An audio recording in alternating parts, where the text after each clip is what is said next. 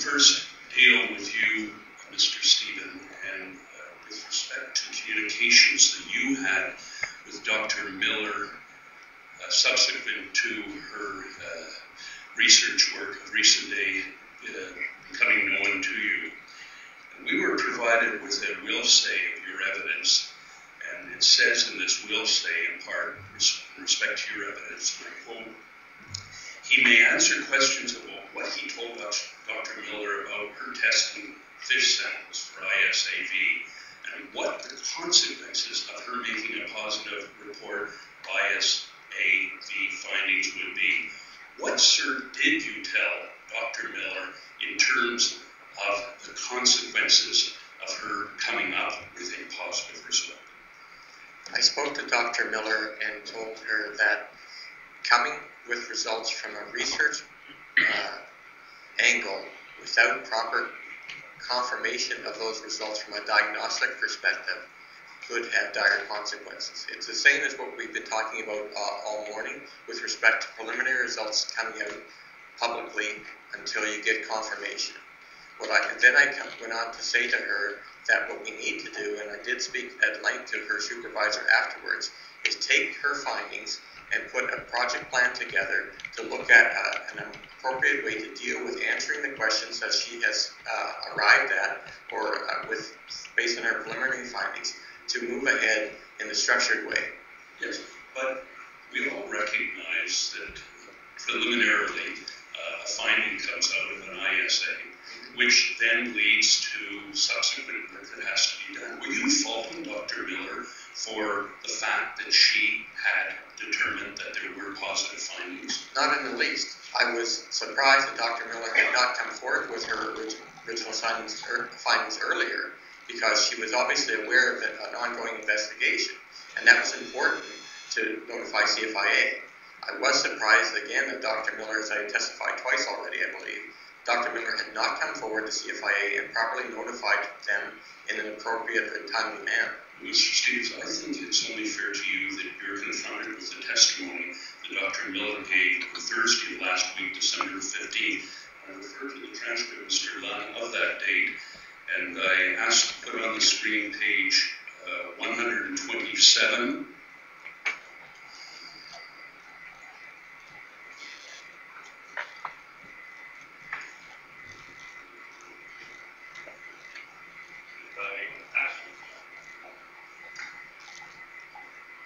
I asked for you to look at line 16 of that page where I was questioning Dr. Miller about this very communication between you and herself. And at line 16, I asked, did you say anything in terms of how positive findings, did he say anything, speaking of you, Mr. Stevens, in terms of how positive findings might be consequential in terms of our relations with the Americans?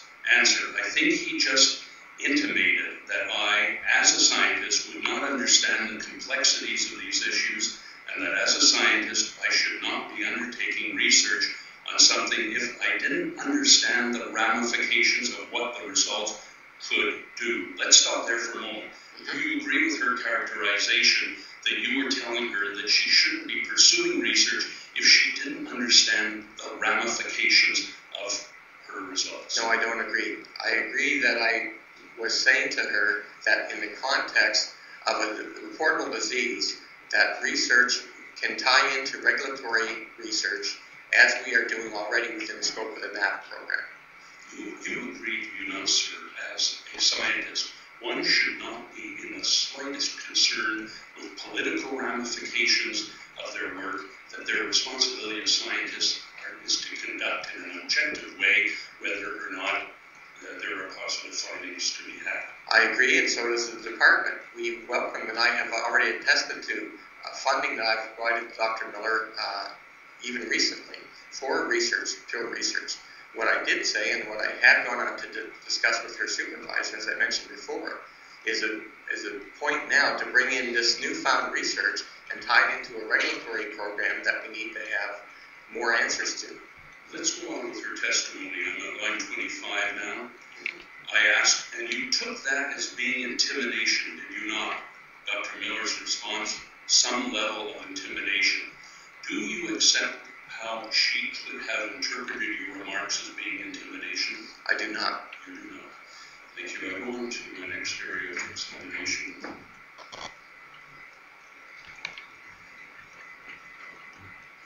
The minister's press releases, there are, I believe, two press releases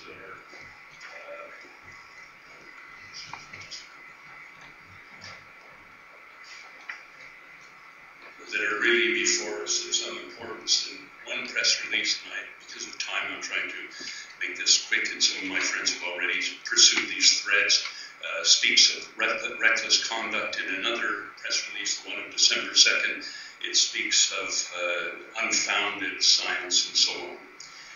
My question to you is, first you, Mr. Stevens, these press releases being authored by your minister, do you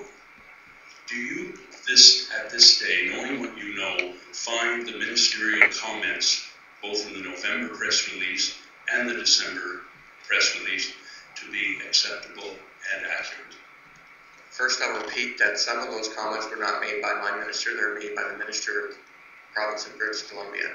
Secondly, I feel in general that the minister's comments do reflect the investigation and the findings up to that date. So you stand here and you're comfortable in adopting the term reckless and unfounded. I did not say that.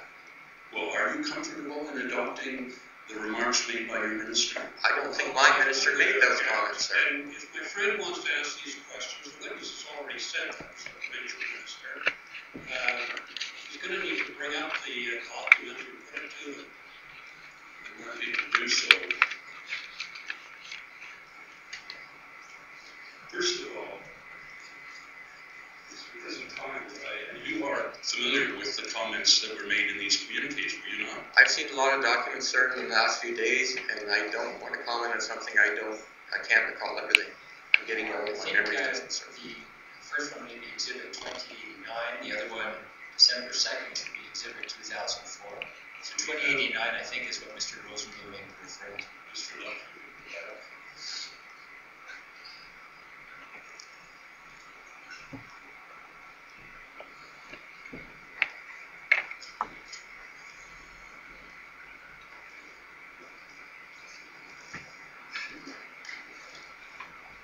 This is the week of November the 9th.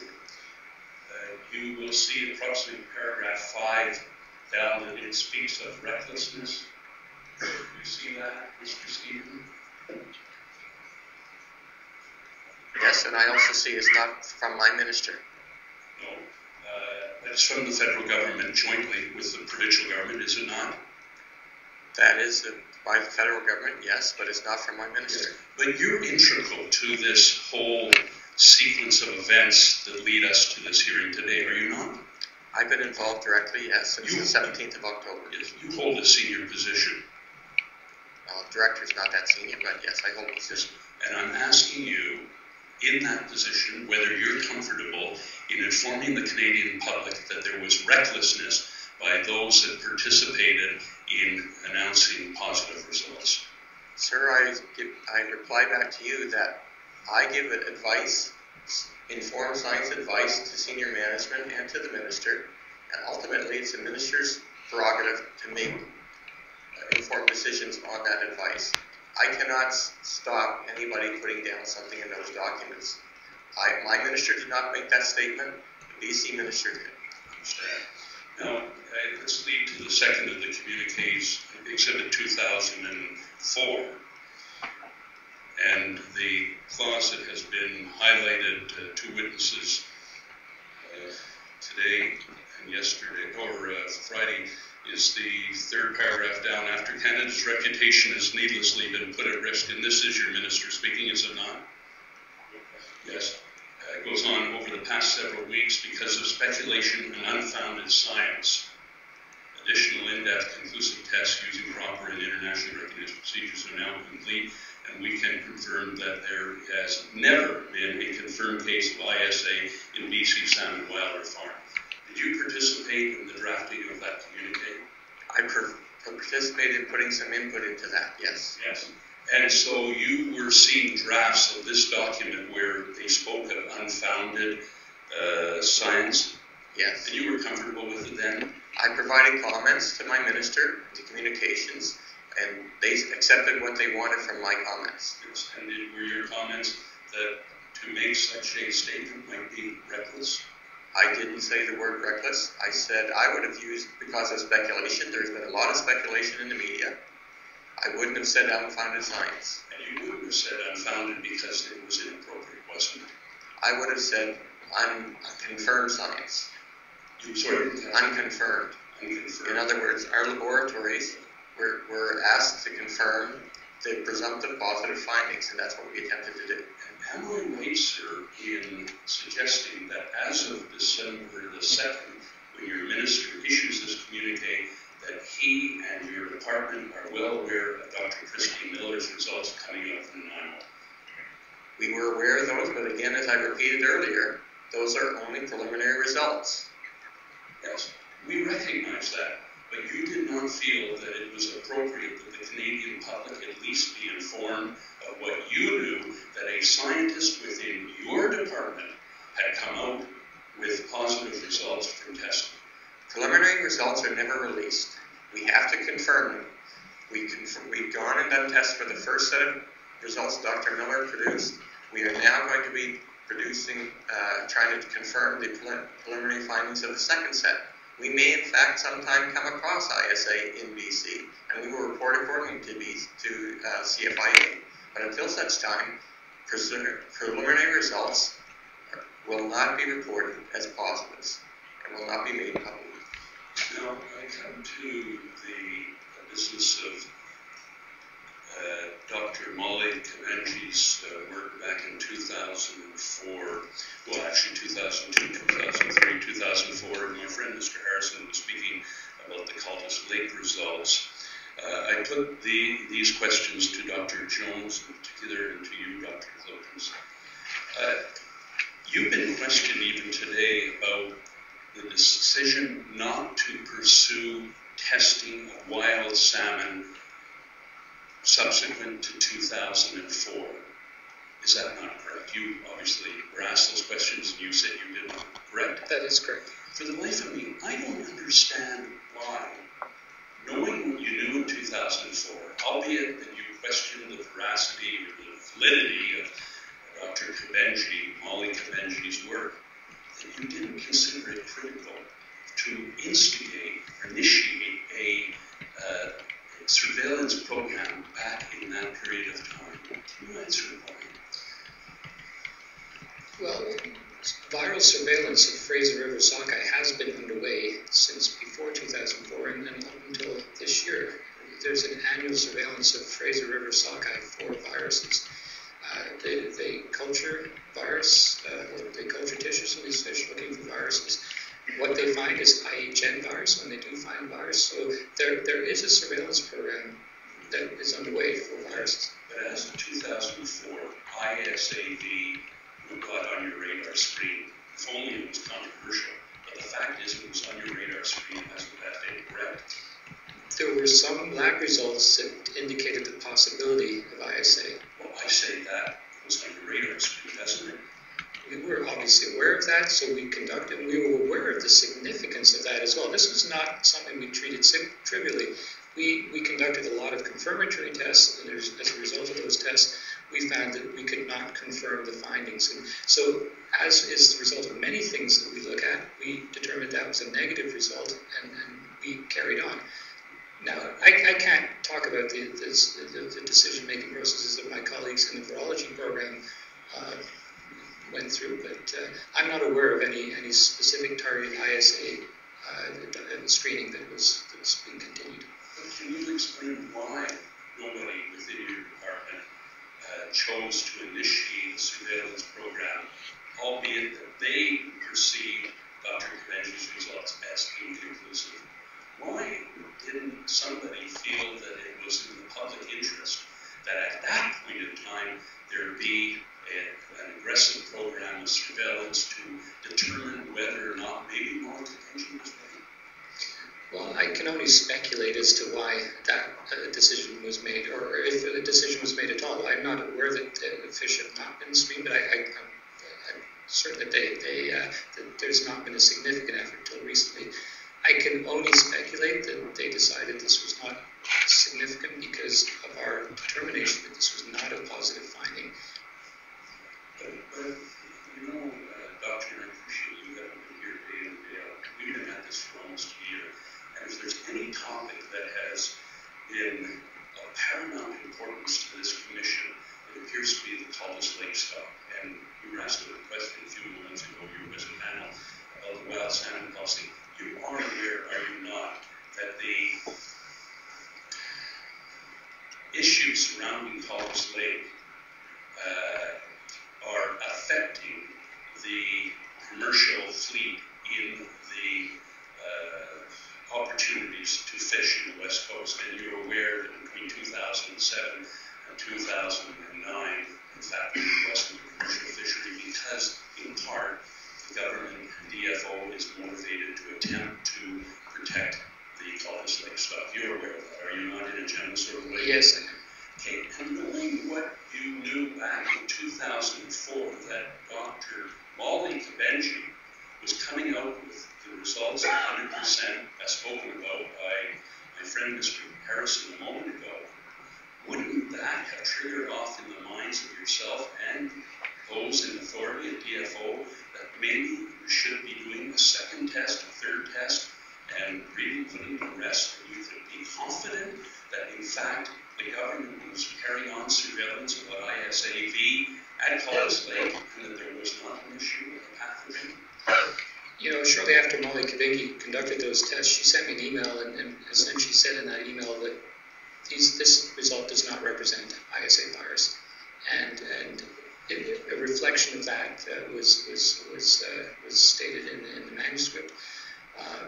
This was just another part of a long series of information that led us to believe that these were not true ISAv results. But to determine whether there is a virus, don't we go through this sequence, if I can call it that, of determining by lab a positive result, then sequencing, culturing, and then determining whether there's a pathogenic event going on that may be killing fish. Do you agree with this? Absolutely, and we have obtained samples from Fraser Sockeye both in the virology and the parasitology program over many, many years. We've never seen any evidence of clinical disease that would be typically associated with ISAv. We've never seen pathology, or we've never isolated the virus. There's no information that would lead us to believe that that finding was a real finding. But being in your position, it seems to me, if I were in your post, and I was facing down the fact that a scientist within my department came up with positive findings in respect to ISA that were confirmed by the OIE lab in Prince Edward Island.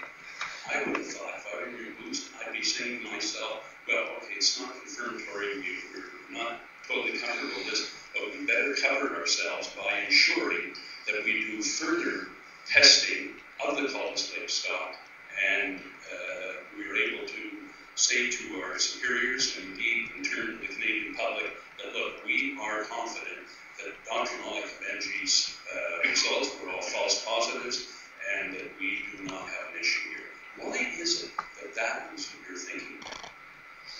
Well, we deal with disease and pathogens of fish all the time, and we have approaches and practices that we adopt to determine validity of approaches. By the way, the lab in Charlottetown was not designated as an OIE reference lab until I think a year after we conducted he conducted analysis of our data. Fair enough, but whatever his designation was, you recognize that Dr. Molly Kabenji's results went to PEI, and 3 positives found that were her 3 positives. And as I read the material, 3 positives she found that actually Dr. Molly Kabenji did not find, right? That's correct. Right. That was some significance, wasn't it? But it was also significant in my mind that the 3 of 7 that she'd identified as positive could not be confirmed by Fred Kabenji's lab. You know, so we were dealing with the possibility of something quite significant happening. We needed to be sure that the evidence that we pulled together to support the claim of ISAv was impeccable. I've just got a few minutes left. Let me move to the business of the results, most recently of 2011. And we've talked last day about, and today in fact, about Exhibit 2110, which is the email that speaks to me. Mr. Young will put it up on the screen. And it speaks of this PR battle. Before speaking directly to this email, one thing I'm having a lot of trouble with is, in terms of 2011, we have the results that came from Dr. Kabenji's lab. We have the results of Norway, which were limited but of some positive finding. And then on the government side, if we can talk about two sides, it seems like the government likes to approach it two sides, all we have are unsubstantiated results of no meaning whatsoever, because as I read the material, and as I hear Dr. Danier last day, she speaks of her results being inconclusive because of the degradation of the samples that she received. Am I fairly characterizing the two sides of what could be argued on the positive side and what could be argued on the government side? Does the government have any better case than to announce that they have sent these samples to their lab in Moncton, that they were sadly degraded and they were unable to really test them? They called them negative, but they were inconclusive. Is that a fair characterization? In fact, maybe to you, Dr. Lewis.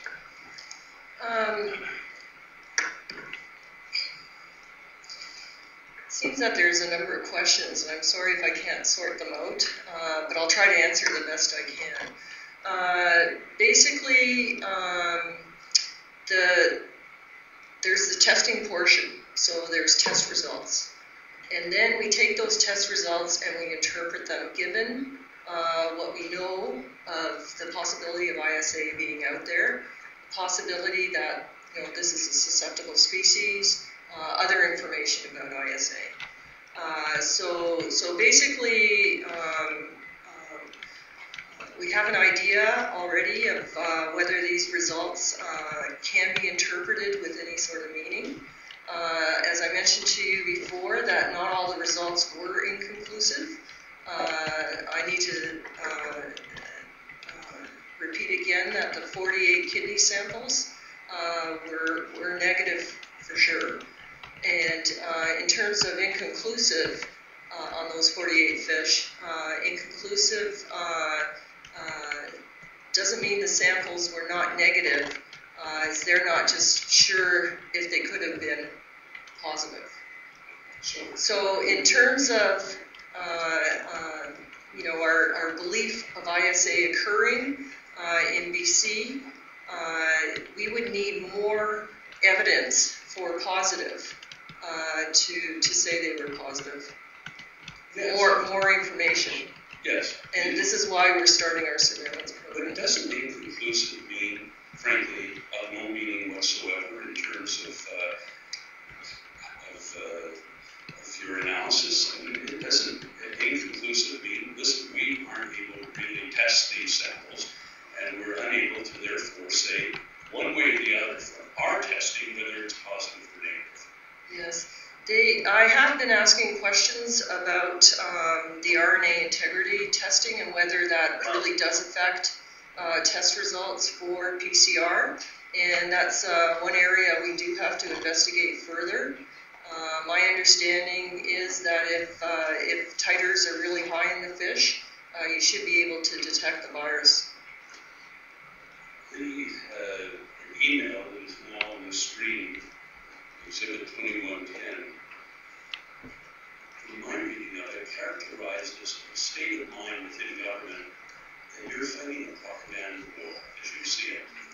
Now, I know, Dr. Lewis, this is not your email, but I'm going to invite you to agree with me that this state of mind within your branch of government and CFIA is, in fact, that you are fighting a propaganda war. That what is the ultimate purpose of your work is to simply win this war of those in the public interest that are trying to bring out information.